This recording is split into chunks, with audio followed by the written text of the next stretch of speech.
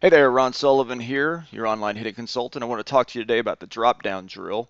It's similar to side toss, right? But the coach has to be a little more bold. Nah, it's not that big of a deal. But you basically are going to stand with your hand over the area where you're going to drop the ball, and you're literally going to drop the ball straight down. What this does is it helps players track the ball better, particularly if you have players that have a hard time keeping their eye on the ball. There really are, if you look at Caleb, this is my buddy Caleb here. If you watch his eyes, he really has to watch that all the way to the bat. And so it tends to help them with their, if they have a problem with their head spinning out or so forth. This is one way to get them to really try to track it all the way to the bat. It also helps players stay back.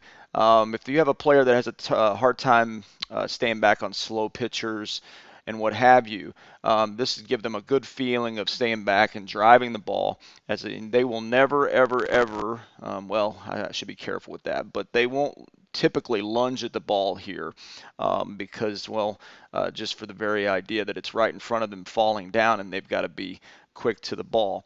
All right, so real quickly, I'll talk about the different ways that I use this drill from advanced level all the way down to kids or young players.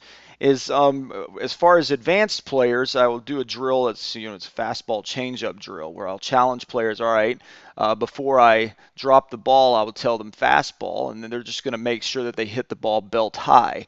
If I call out changeup, they're expected to hit the ball somewhere between belt and knees. Sometimes you can really challenge players to let it get all the way to the knees, and that they'll have to wait just that much longer. And so it really forces them to work on their timing.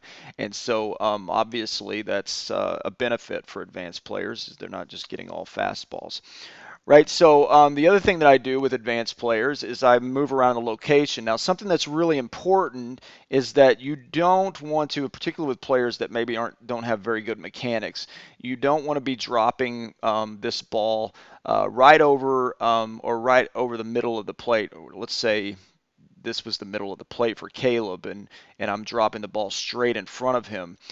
That's very dangerous, particularly again if it's anywhere close to the inner half of the plate or the middle of the plate, because as he works to the inside here, he's probably not going to be getting it out front enough, and you might catch one in an area where you might be hoping you have a cup on. Okay, so you want to make sure that that when you're doing this, if anything that's being dropped out over that's supposed to be representing a pitch down the middle of the plate, you want to make sure that that's out in front of the plate. Okay, now as far as locations, you can have some fun with this, and you can when I do an outside pitch, I will move back in this area, and still able to hold my hand out and drop it enough out front to where they can get it, but I'll drop it to the outer half of the plate.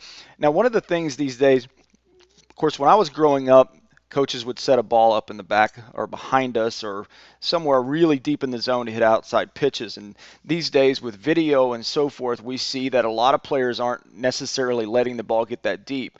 Well, one word of caution that I would give to that is that players it's still a good idea to set the ball up deep in the zone, because what that challenges players to do, and it's the same 20 years ago as it is now, is it challenges players to get their hands working a little bit out in front of the ball on an outside pitch. You don't want the barrel around the ball, right? So we're trying to stay inside of the ball. So doing the drop down drill with the ball dropping a little deeper back here is not a bad idea as long as you're not standing in the way and you're dropping it on the outer half of the plate. It forces the player to get their hands past the ball. I'm not saying that's the ultimate goal on an outside pitch. I'm just saying it's a good idea that you're not trying to flip the barrel around the ball. So you can play around with different locations. Just make sure you're very careful. Now, one of the great ways to use this is with little kids. Now, this is a very difficult drill, and so you're going to get some frustrated hitters sometimes when you're doing this, especially with young players, because their hands aren't very quick, right? And so they don't know how to work to the ball, usually really short. Okay, and so one of the ways you can do this is, let's say you have a bucket of balls, 35 balls, 50 balls, whatever it is you have in your bucket, and you drop all of them, and they hit some of them. Well, you count the balls at the end that are still on the ground in front of them, and you kind of make it a personal record challenge, right? Okay, you had out of 35 balls, you had 20 that you didn't hit. Hey, let's try to do better this time. So you just throw mechanics out the door. In this drill, what it forces players to do is whether you tell them or not, they've got to be quicker. Their hands have to be quicker.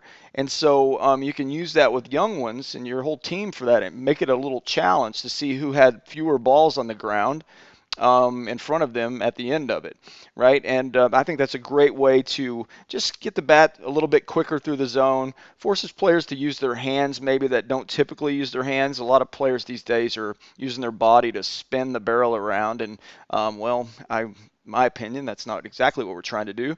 So we got to have hands in the game. Hey, and one important note about the drill and about how you're dropping the ball, I think it's important that you give the players a little bit of a signal that you're about to take off so they can time it. And so what I do is I take my hand up 2 or 3 inches right before I drop the ball. So they see that early movement, then you're going to have a little bit better of a time, or they're going to have a better time timing it. Okay, so give them some sort of signal that you're about to drop the ball, and then they'll be able to get to the ball a little bit quicker. Hey man, have some fun with this drill. Let me know what kind of results you get from it, and if you need any help, I'm here as always. Again, this is Ron Sullivan, your online hitting consultant. Thanks again.